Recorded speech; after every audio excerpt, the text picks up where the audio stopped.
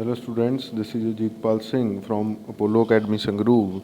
So student, yesterday we have discussed about how to increase the yield of the crop by improving the variety of the seeds. And today we will discuss about crop production management, which is a part of improvement in food resources. Now, the how can you how can you increase the production of crop as far as you are using the hybrid seed, but the production depends upon the nutrients which it get from the soil and the like the raw material from which it will grow as a food. ਸੋ ਬੇਟਾ ਇਸ topic ਦੇ ਵਿੱਚ ਆਪਾਂ discuss ਕਰਾਂਗੇ ਵੀ ਜਿਹੜਾ crop production management ਹੈ ਉਹਦੇ ਵਿੱਚ ਤੁਹਾਨੂੰ ਕਿਹੜੀਆਂ ਕਿਹੜੀਆਂ ਚੀਜ਼ਾਂ ਦਾ ਖਿਆਲ ਰੱਖਣਾ ਪਊਗਾ। ਤਾਂ ਸਭ ਤੋਂ ਪਹਿਲਾਂ ਤਾਂ ਆਪਾਂ ਨੂੰ ਨਿਊਟਰੀਐਂਟਸ ਦਾ ਖਿਆਲ ਰੱਖਣਾ ਪਊਗਾ ਕਿ ਇੱਕ ਐਂਪਲ ਅਮਾਊਂਟ ਅਤੇ ਪ੍ਰੋਪਰ ਅਮਾਊਂਟ ਦੇ ਨਿਊਟਰੀਐਂਟ ਕਿਸੇ ਪੌਦੇ ਨੂੰ ਮਿਲ ਰਹੇ ਨੇ ਜਾਂ ਨਹੀਂ ਮਿਲ ਰਹੇ। ਠੀਕ ਹੈ, ਤਾਂ ਉਹ ਨਿਊਟਰੀਐਂਟਸ ਬੇਟਾ ਬੇਸਿਕਲੀ ਆਪਣੇ ਕੋਲ 13 ਨਿਊਟਰੀਐਂਟਸ ਹੁੰਦੇ ਨੇ ਅਤੇ ਕਾਰਬਨ ਡਾਈਆਕਸਾਈਡ, ਹਾਈਡਰੋਜਨ ਅਤੇ ਆਕਸੀਜਨ ਹੁੰਦਾ ਜਿਹੜਾ ਕਿ ਏਅਰ 'ਚੋਂ ਹੀ ਮਿਲ ਜਾਂਦਾ। ਬਾਕੀ ਨਿਊਟਰੀਐਂਟਸ ਨੇ ਜਿਹੜੇ ਉਹ ਬੇਟਾ ਸੋਇਲ ਦੇ ਵਿੱਚੋਂ ਮਿਲਦੇ ਨੇ ਅਤੇ ਸੋਇਲ ਦੇ ਵਿੱਚੋਂ ਜਿਹੜੇ ਨਿਊਟਰੀਐਂਟ ਉਹ ਬੇਟਾ ਜ਼ਿਆਦਾ ਮਾਤਰਾ ਦੇ ਵਿੱਚ ਚਾਹੀਦੇ ਨੇਗੇ। ਠੀਕ ਹੈ, 16 ਦੇਖੋ, 3 ਤਾਂ ਉਹ ਹੋ ਗਏ ਜਿਹੜੇ ਆਪਣੇ hydrogen, carbon dioxide and oxygen. ਉਦੋਂ ਇਲਾਵਾ ਇਹ ਆਪਣੇ ਕੋਲ ਕੀ ਨੇਗੇ 13 ਹੋਰ ਨਿਊਟਰੀਐਂਟਸ ਨੇ ਬੇਟਾ ਜਿਹੜੇ ਸੋਇਲਸ ਤੋਂ ਮਿਲਦੇ ਨੇ ਅਤੇ ਉਹ ਸੋਇਲ ਦੇ ਵਿੱਚੋਂ ਜਿਹੜੇ ਮਿਲਦੇ ਨੇ ਉਹ ਅੱਗੇ ਦੋ ਟਾਈਪ ਦੇ ਹੁੰਦੇ ਨੇ। One R called Macro nutrients and other R called micro nutrients. ਹੁਣ ਬੇਟਾ ਮੈਕਰੋ, ਜਿਹੜਾ ਮੈਕਰੋ ਸ਼ਬਦ ਆ ਉਹ ਡੀਲ ਕਰਦਾ ਗਾ ਹਿਊਜ ਅਮਾਊਂਟ ਨਾਲ। ਠੀਕ ਹੈ, ਤਾਂ ਇਸ ਤਰ੍ਹਾਂ ਦੇ ਨਿਊਟਰੀਐਂਟਸ ਜਿਹੜੇ ਜ਼ਿਆਦਾ ਅਮਾਊਂਟ ਦੇ ਵਿੱਚ ਚਾਹੀਦੇ ਨੇਗੇ, ਠੀਕ ਹੈ, ਪਲਾਂਟਸ ਨੂੰ ਈਲਡ ਨੂੰ ਵਧਾਉਣ ਲਈ, those R called Macro nutrients. ਇਹ ਬੇਟਾ 6 ਹੁੰਦੇ ਨੇਗੇ: nitrogen, phosphorus, potassium, calcium, magnesium and sulphur. ਠੀਕ ਹੈ, ਤਾਂ ਤੁਸੀਂ ਕਹੋਗੇ ਸਰ ਨਾਈਟ੍ਰੋਜਨ ਤਾਂ ਗੈਸ ਹੁੰਦੀ ਆ, ਬਟ ਬੇਟਾ ਗੈਸ ਨਾ ਐਜ਼ ਇਟ ਇਜ਼ ਨਹੀਂ ਜਾ ਸਕਦੀ ਮਤਲਬ ਪਲਾਂਟਸ ਦੇ ਵਿੱਚ। ਉਹ ਪਹਿਲਾਂ ਕੀ ਹੁੰਦੀ ਆ, ਉਹ ਜਿਹੜੀ ਗੈਸ ਆ ਉਹ ਗੈਸ ਪਹਿਲਾਂ ਉਹਦੀ ਫਿਕਸੇਸ਼ਨ ਹੁੰਦੀ ਆ, ਨਾਈਟ੍ਰੋਜਨ ਫਿਕਸੇਸ਼ਨ। ਤੁਹਾਨੂੰ ਪਤਾ ਨਾਈਟ੍ਰੋਜਨ ਫਿਕਸੇਸ਼ਨ ਕੌਣ ਕਰਦੇ ਨੇਗੇ? ਨਾਈਟ੍ਰੋਜਨ ਫਿਕਸੇਸ਼ਨ ਨਾਈਟ੍ਰੋਬੈਕਟਰਸ ਹੁੰਦੇ ਨੇਗੇ ਜਿਹੜੇ ਕਿ ਆਪਣੇ ਕੋਲ ਫਲੀਦਾਰ ਪੌਦੇ ਹੁੰਦੇ ਨੇ ਜਿਹੜੇ, ਹੈ ਨਾ, ਯੂ ਕੈਨ ਸੇ ਜਿਵੇਂ ਆਪਣੇ ਕੋਲ ਦਾਲਾਂ ਹੋ ਗਈਆਂ, ਪਲਸਿਸ ਹੋ ਗਈਆਂ, ਹੈ ਨਾ, ਉਹਨਾਂ ਦੀਆਂ ਜੜ੍ਹਾਂ ਦੇ ਵਿੱਚ ਹੁੰਦੇ ਨੇ ਇਹ ਬੈਕਟੀਰੀਆ ਹੁੰਦੇ ਨੇ। ਠੀਕ ਹੈ, ਨਾਈਟ੍ਰੋਬੈਕਟਰ ਸੂਡੋਮੋਨਾਸ। ਤਾਂ ਉਹ ਬੈਕਟੀਰੀਆ ਨਾਈਟ੍ਰੋਜਨ ਨੂੰ ਫਿਕਸ ਕਰਕੇ ਅਮੋਨੀਅਮ ਦੀ ਫੋਰਮ ਦੇ ਵਿੱਚ ਕੀ ਕਰਦੇ ਨੇ ਪੁੱਤਰ ਜੀ, ਇਹਨਾਂ ਨੂੰ ਅੱਗੇ ਪਲਾਂਟਸ ਦੇ ਵਿੱਚ ਸੈਂਡ ਕਰਦੇ ਨੇ। ਠੀਕ ਹੈ, ਤਾਂ ਨਾਈਟ੍ਰੋਜਨ ਐਜ਼ ਅ ਗੈਸ ਨਹੀਂ ਪਲਾਂਟ ਦੇ ਵਿੱਚ ਜਾਂਦੀ, ਉਹ ਫਿਕਸ ਹੋ ਕੇ ਜਾਂਦੀ ਹੈ ਇਨ ਦਾ ਫੋਰਮ ਆਫ ਅਮੋਨੀਅਮ। ਅਮੋਨੀਅਮ ਹੋ ਗਿਆ ਬੇਟਾ, ਨਾਈਟਰੇਟਸ ਹੋ ਗਏ ਇਹਨਾਂ ਦੀ ਫੋਰਮ, ਅਤੇ ਨਾਈਟਰਾਈਟਸ ਹੋ ਗਏ। ਅਮੋਨੀਅਮ, ਨਾਈਟਰੇਟਸ ਐਂਡ ਨਾਈਟਰਾਈਟਸ ਦੀ ਫੋਰਮ ਦੇ ਵਿੱਚ ਉਹ ਪੌਦਿਆਂ ਦੇ ਵਿੱਚ ਨਾਈਟ੍ਰੋਜਨ ਜਾਂਦੀ ਆ, ਅਤੇ ਨਾਈਟ੍ਰੋਜਨ ਕਾਫੀ ਜ਼ਿਆਦਾ ਮਾਤਰਾ ਦੇ ਵਿੱਚ ਚਾਹੀਦੀ ਹੁੰਦੀ ਆ ਪੌਦਿਆਂ ਨੂੰ। ਅਤੇ ਸੈਕਿੰਡ ਜਿਹੜੇ ਆਪਣੇ ਕੋਲ ਨਿਊਟਰੀਐਂਟਸ ਨੇ, those R called micro nutrients. Micro nutrients ਘੱਟ ਮਾਤਰਾ ਦੇ ਵਿੱਚ ਚਾਹੀਦੇ ਨੇ, ਬਟ ਹਾਂ ਪ੍ਰੋਪਰ ਗਰੋਥ ਲਈ ਅਤੇ ਪ੍ਰੋਪਰ ਪ੍ਰੋਡਕਸ਼ਨ ਲਈ ਮਾਈਕਰੋ ਨਿਊਟਰੀਐਂਟਸ ਦਾ ਹੋਣਾ ਬਹੁਤ ਹੀ ਜ਼ਿਆਦਾ ਜ਼ਰੂਰੀ ਹੈ। It is a necessity.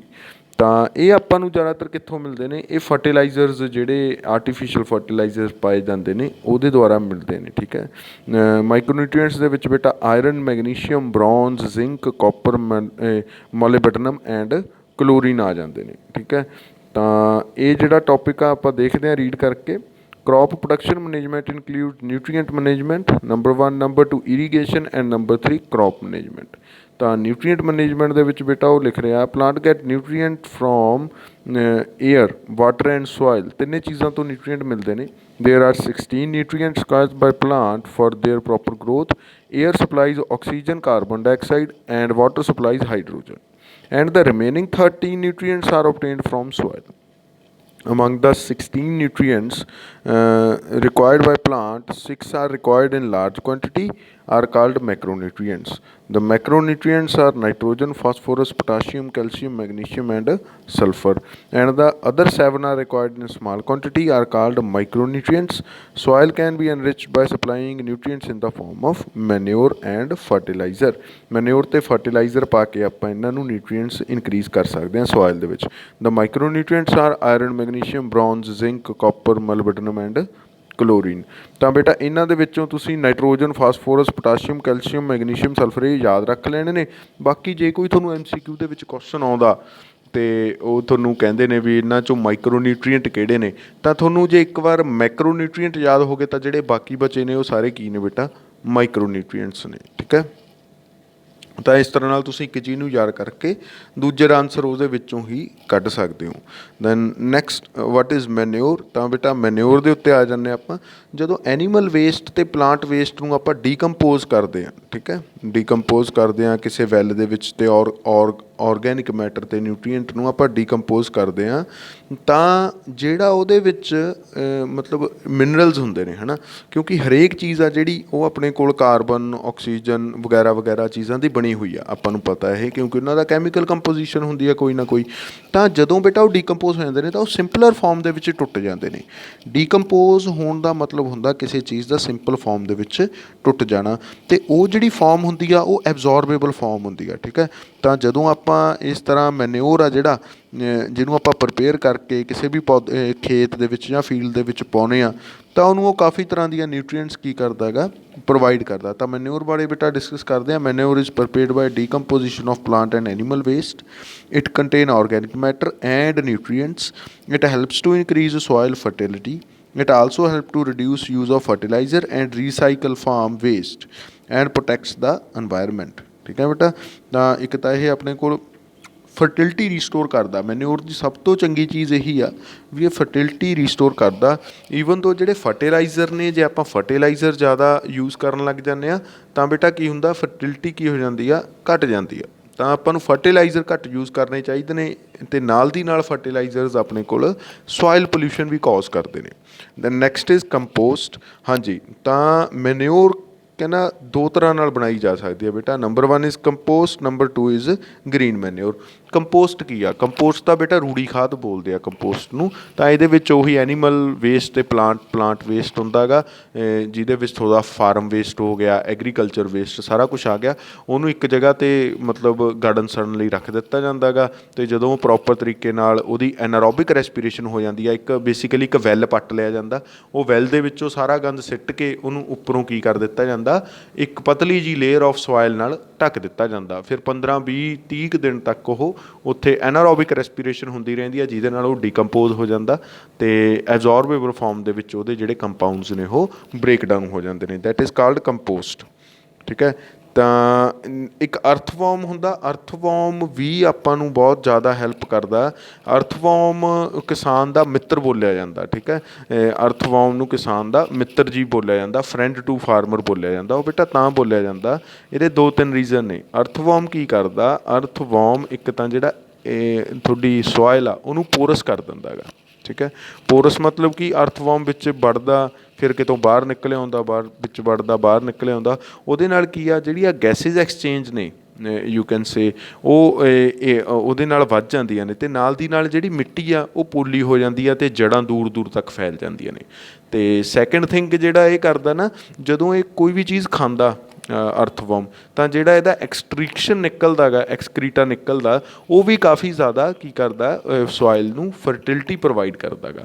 ਤਾਂ ਇਹ ਦੋ ਤਰ੍ਹਾਂ ਨਾਲ ਬੇਟਾ ਇਹ ਫਾਰਮਰ ਦਾ ਇੱਕ ਹੈਲਪਰ ਦੇ ਤੌਰ 'ਤੇ ਕੰਮ ਕਰਦਾ, ਫਰੈਂਡ ਦੇ ਤੌਰ 'ਤੇ ਕੰਮ ਕਰਦਾ ਹੈ। ਠੀਕ ਹੈ, ਤਾਂ ਕਈ ਵਾਰ ਕਿਸਾਨ ਕੀ ਕਰਦੇ ਨੇ, ਸਪੈਸ਼ਲ ਗੰਡੋਆ ਖਾਦ ਲੈ ਕੇ ਆਉਂਦੇ ਨੇ। That is called vermi compost. ਮਤਲਬ ਕੰਪੋਸਟ ਦੇ ਵਿੱਚ ਗੰਡੋਏ ਛੱਡ ਦਿੱਤੇ ਜਾਂਦੇ ਨੇ, ਅਤੇ ਉਹ ਗੰਡੋਏ ਉੱਥੇ ਕੀ ਕਰਦੇ ਨੇ, ਅਰਥਵਰਮ ਉੱਥੇ ਕੀ ਕਰਦੇ ਨੇ, ਰਿਪਰੋਡਕਸ਼ਨ ਕਰਦੇ ਨੇ। ਨਾਲੇ ਤਾਂ ਇਨਕਰੀਜ਼ ਹੋ ਜਾਂਦੇ ਨੇ ਅਮਾਊਂਟ ਦੇ ਵਿੱਚ, ਨਾਲੇ ਕੀ ਕਰਦੇ ਨੇ, ਉਹਦੀ ਜਿਹੜੀ ਡੀਕੰਪੋਜੀਸ਼ਨ ਆ ਕੰਪੋਸਟ ਦੀ, ਉਹਨੂੰ ਹੋਰ ਕੀ ਕਰ ਦਿੰਦੇ ਨੇ, ਫੈਸਿਲੀਟੇਟ ਕਰ ਦਿੰਦੇ ਨੇ।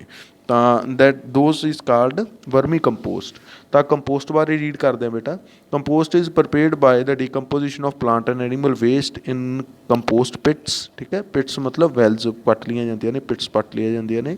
Compost prepared by using earthworm is called vermicompost. Compost is rich in organic matter and nutrients, ਅਤੇ ਇਹ ਨਿਊਟਰੀਐਂਟਸ ਅਤੇ ਔਰਗੈਨਿਕ ਮੈਟਰ 'ਚ ਰਿਚ ਹੁੰਦੀ ਆ। Next is green manure. ਬੇਟਾ ਗ੍ਰੀਨ ਮੈਨਿਓਰ ਕੀ ਹੁੰਦੀ ਆ? ਗ੍ਰੀਨ ਮੈਨਿਓਰ ਤਾਂ ਨਾ, ਜਿਵੇਂ ਆਪਾਂ ਕੋਈ ਫਸਲ ਆ, ਕੋਈ ਫੋਡਰ ਆ, ਹੈ ਨਾ, ਫੋਡਰ ਕਰੋਪ ਆ, ਫੋਡਰ ਕਰੋਪ ਨੂੰ ਆਪਾਂ ਪਹਿਲਾਂ ਖੇਤ ਦੇ ਵਿੱਚ ਲਾ ਲਿਆ।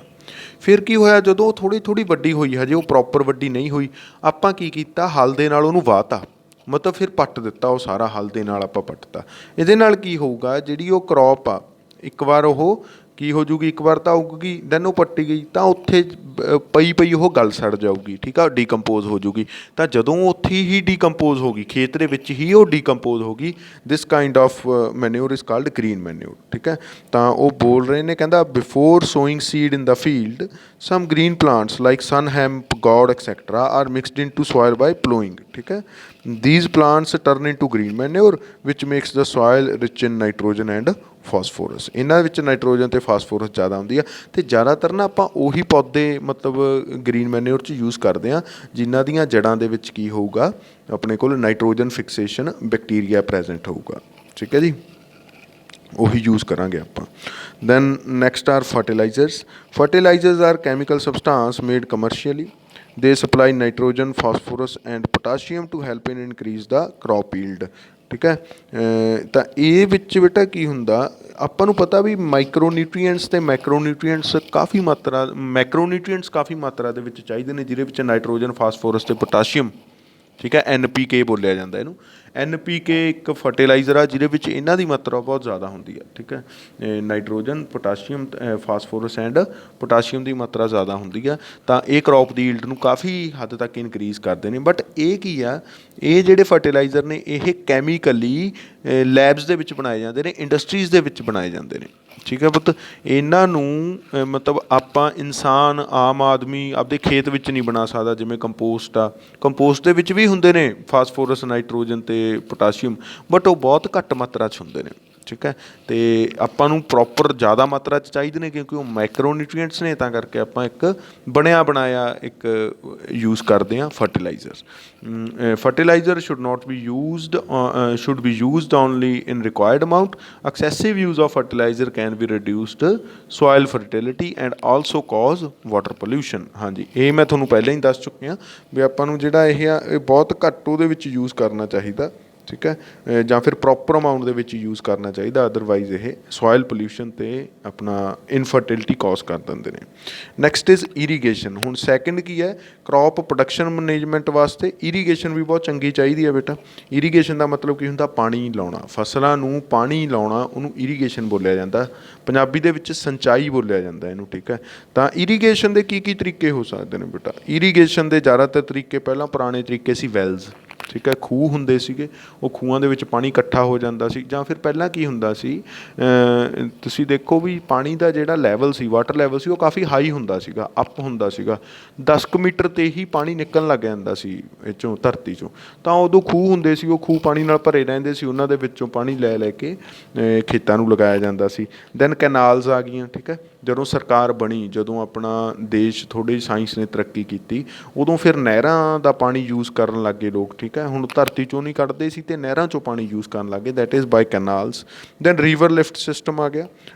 ਰੀਵਰ ਲਿਫਟ ਸਿਸਟਮ ਕੀ ਹੋ ਗਿਆ, ਰੀਵਰਸ ਦੇ ਵਿੱਚੋਂ ਪਾਣੀ ਇਰੀਗੇਸ਼ਨ ਲਈ ਬਾਹਰ ਕੱਢ ਲਿਆ ਜਾਣਾ, ਠੀਕ ਹੈ। ਜਿਹੜੇ ਕੈਨਾਲਸ ਨੇ ਉਹ ਵੀ ਰੀਵਰਸ 'ਚੋਂ ਨਿਕਲਦੇ ਨੇ, ਬਟ ਉਹ ਪਿੰਡਾਂ ਦੇ ਵਿੱਚ ਜਾਂਦੇ ਨੇ, ਜਿਨ੍ਹਾਂ ਨੂੰ ਆਪਾਂ ਨੋਰਮਲ ਲੈਂਗੁਏਜ ਦੇ ਵਿੱਚ ਸੂਏ ਕਹਿ ਦਿੰਦੇ ਹਾਂ, ਠੀਕ ਹੈ।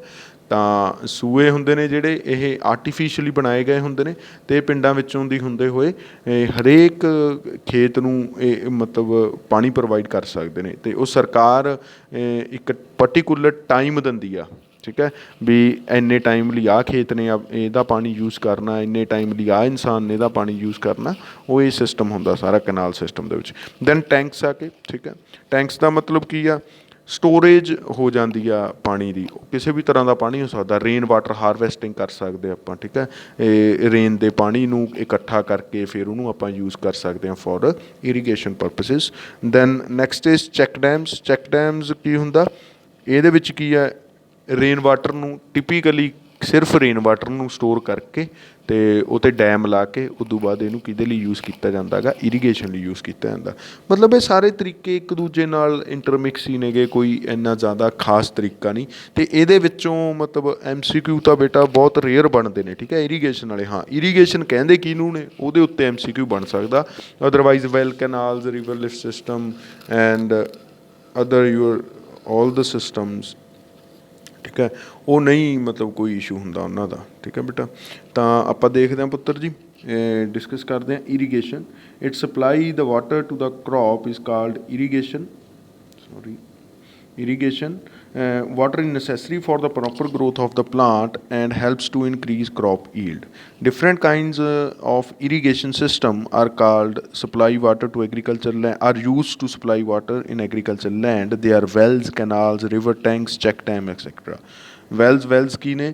There are two types of wells called dug wells and tube wells. A dug well water is collected from the water bearing strata, ਠੀਕ ਹੈ। ਵਾਟਰ ਬੇਅਰਿੰਗ ਸਟਾਟਾ ਹੁੰਦਾ ਜਿਹੜਾ ਜਿਹ 'ਚ ਪਾਲੇ ਹੀ ਪਾਣੀ ਮੌਜੂਦ ਹੁੰਦਾ, ਉਹਦੇ ਵਿੱਚੋਂ ਮਤਲਬ ਆਪਾਂ ਡੱਗ ਵੈਲ ਕੱਢ ਲੈਂਦੇ ਹਾਂ। ਇਨ ਟਿਊਬਵੈਲਸ water is collected from deeper ਸਟਾਟਾ, ਠੀਕ ਹੈ। ਮਤਲਬ ਧਰਤੀ ਦੇ ਨੀਚੋਂ ਅੱਜ ਕੱਲ੍ਹ ਟਿਊਬਵੈਲ ਯੂਜ਼ ਕਰਦੇ ਆਪਾਂ, ਪਹਿਲਾਂ ਜਿਹੜੇ ਪੁਰਾਣੇ ਜ਼ਮਾਨੇ ਦੇ ਲੋਕ ਸੀ ਉਹ ਡੱਗ ਵੈਲ ਯੂਜ਼ ਕਰਦੇ ਸੀਗੇ, ਠੀਕ ਹੈ ਬੇਟਾ। Canals in this system canals receive water from the reservoir or rivers and distribute it to the fields. Then river lift system. In this system, water is lifted from the river to irrigate field close to rivers. Tanks. They are small storage reservoir which supply water to field. Check dams. These are used to stop rainwater from flowing away and help to increase groundwater level and reduce soil erosion. Check dams ਬੇਟਾ ਕੀ ਆ, ਜਦੋਂ ਤੁਸੀਂ rain ਆਉਂਦੀ ਆ ਨਾ ਤਾਂ rain ਨਾਲ ਕਾਫੀ ਪਾਣੀ ਆਪਾਂ ਯੂਜ਼ਲੈਸ ਫਾਰਮ 'ਚ ਕੱਢ ਦਿੰਦੇ ਹਾਂ, ਪਰ ਜੇ ਆਪਾਂ ਚੈੱਕ ਡੈਮ ਬਣਾਏ ਹੋਣ ਤਾਂ ਆਪਾਂ ਉਸ ਯੂਜ਼ਲੈਸ ਫਾਰਮ ਨੂੰ ਕੀ ਕਰ ਸਕਦੇ ਹਾਂ ਬੇਟਾ, ਹਾਰਵੈਸਟ ਕਰ ਸਕਦੇ ਹਾਂ। ਮਤਲਬ ਰੇਨ ਵਾਟਰ ਹਾਰਵੈਸਟ ਦਾ ਇੱਕ ਟੈਕਨੀਕ ਆ ਚੈੱਕ ਡੈਮਸ। ਦੈਨ ਅੱਗੇ ਕੀ ਆ ਬੇਟਾ, ਅੱਗੇ ਆਪਾਂ ਪੜ੍ਹਾਂਗੇ ਵੀ ਕ੍ਰੌਪ ਪੈਟਰਨਸ ਕਿਸ ਤਰ੍ਹਾਂ ਦੇ ਹੁੰਦੇ ਨੇ, ਠੀਕ ਹੈ। ਕ੍ਰੌਪ ਪ੍ਰੋਡਕਸ਼ਨ ਨੂੰ ਇਨਕਰੀਜ਼ ਕਰਨ ਲਈ ਕ੍ਰੌਪ ਪੈਟਰਨ ਕਿਸ ਤਰ੍ਹਾਂ ਦੇ ਹੁੰਦੇ ਨੇ ਅਤੇ ਆਪਾਂ ਕਿਹੜੇ ਕਿਹੜੇ ਕ੍ਰੌਪ ਪੈਟਰਨ ਯੂਜ਼ ਕਰ ਸਕਦੇ ਹਾਂ, ਕਿਹੜੇ ਕ੍ਰੌਪ ਪੈਟਰਨ ਦਾ ਕੀ ਫਾਇਦਾ ਗਾ, ਕੀ ਨੁਕਸਾਨ ਆ, ਠੀਕ ਹੈ। ਤਾਂ ਉਹਦੇ ਲਈ ਆਪਾਂ ਨੈਕਸਟ ਲੈਕਚਰ ਦੀ ਵੇਟ ਕਰਾਂਗੇ, ਕਿਉਂਕਿ ਇਹਦੇ ਵਿੱਚੋਂ ਬੇਟਾ ਸਭ ਤੋਂ ਜ਼ਿਆਦਾ MCQ ਬਣਦੇ ਹੁੰਦੇ ਨੇ ਕ੍ਰੌਪ ਪੈਟਰਨਸ ਦੇ ਵਿੱਚੋਂ, ਵਿਚ ਵਿਲ ਬੀ ਜਿਹੜਾ ਹਾਰਵੈਸਟ ਕਰਨ ਲਈ ਸੌਖਾ ਉਹ ਕਿਹੜਾ ਪੈਟਰਨ ਆ, ਠੀਕ ਹੈ ਬੇਟਾ। ਜਿਹੜਾ ਹਾਰਵੈਸਟਿੰਗ ਲਈ ਔਖਾ ਉਹ ਕਿਹੜਾ ਪੈਟਰਨ ਆ, ਆਪਾਂ ਕਿਹੜਾ ਪੈਟਰਨ ਯੂਜ਼ ਕਰ ਸਕਦੇ ਹਾਂ, ਕਿਹੜੀ ਫਸਲ ਕਿਹੜੇ ਨਾਲ ਮਤਲਬ ਪੈਟਰਨ ਦੇ ਵਿੱਚ ਲਗਾਈ ਜਾ ਸਕਦੀ ਆ, ਇਹਦੇ ਬਾਰੇ ਆਪਾਂ ਕਾਫੀ ਖੁੱਲ੍ਹ ਕੇ ਅਤੇ ਡਿਟੇਲ 'ਚ ਗੱਲ ਕਰਨੀ ਪੈਣੀ ਆ, ਕਿਉਂਕਿ ਇਹਦੇ ਵਿੱਚੋਂ MCQ ਜ਼ਰੂਰ ਬਣਦਾ, ਠੀਕ ਆ। ਤਾਂ ਇੱਥੋਂ ਬੇਟਾ ਆਪਾਂ ਅੱਜ ਦਾ ਲੈਕਚਰ ਖ਼ਤਮ ਕਰਦੇ ਹਾਂ ਅਤੇ ਨੈਕਸਟ ਆਪਾਂ ਜਦੋਂ ਸ਼ੁਰੂ ਕਰਾਂਗੇ then we will discuss about cropping patterns. Thank you.